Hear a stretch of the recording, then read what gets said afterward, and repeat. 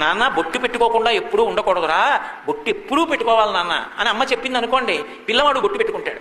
అబ్బెబ్బే మా ఇంట్లో ఇంగ్లీషే మాట్లాడతామండి అని చెప్పి తల్లి కూడా వచ్చిరాని ఇంగ్లీష్ మాట్లాడేసేసి అబ్బెబ్బే బొట్టెందుకు, అలాంటివన్నీ ఏమక్కర్లేదు, చాలా స్నేహం, ఇప్పటి నుంచి ఎందుకు బొట్టు, మరి ఎప్పుడు పెట్టుకోవాలి వాడు?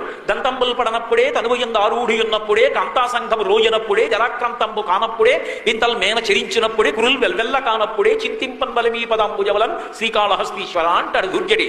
అంతేగాని రిటైర్ అయిపోయిన తర్వాత నేను రామాయణం చదువుతానండి ఎవడన్నా రాసి ఇచ్చాడా ఉంటే అవన 60 ఏళ్ళు, ఒకవేళ 60 ఏళ్ళు అయిపోయిన తర్వాత రామాయణం పట్టుకుంటే మాత్రం నీకు బరువు తప్ప ఏమర్థం అవుతుంది? అందులోంచి ప్రారంభం నుంచి ఒంట్లో ఓపిక ఉన్నప్పుడు రోజుకో శ్లోకం చదవడానికి రామాయణం బరువు అయిపోయిందా నీకు? కోట్ల రూపాయలు ఖర్చు పెట్టి నీ పళ్ళు తినేసావు, వెండి పళ్ళని తాకట్టు పెట్టి ఊరగాయలు పెట్టుకున్నావా? రామాయణం 7 కాండలు కొనుక్కోవడానికి డబ్బు లేదా నీ దగ్గర? ఎంత అన్యాయం!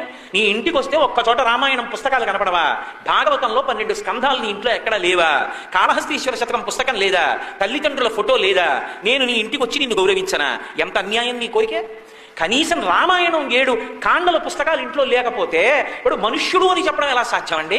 ఇన్ని కోట్లు ఖర్చు పెడుతున్నావు, చదవకపోతే పీడాపోయి రోజు దాని మీద పువ్వేసి నమస్కారం పెట్టు. రాముడంత ధర్మానుష్ఠాన తత్పరుడు ఎప్పుడో అప్పుడు నీ భవిష్యత్తులో వస్తాడు.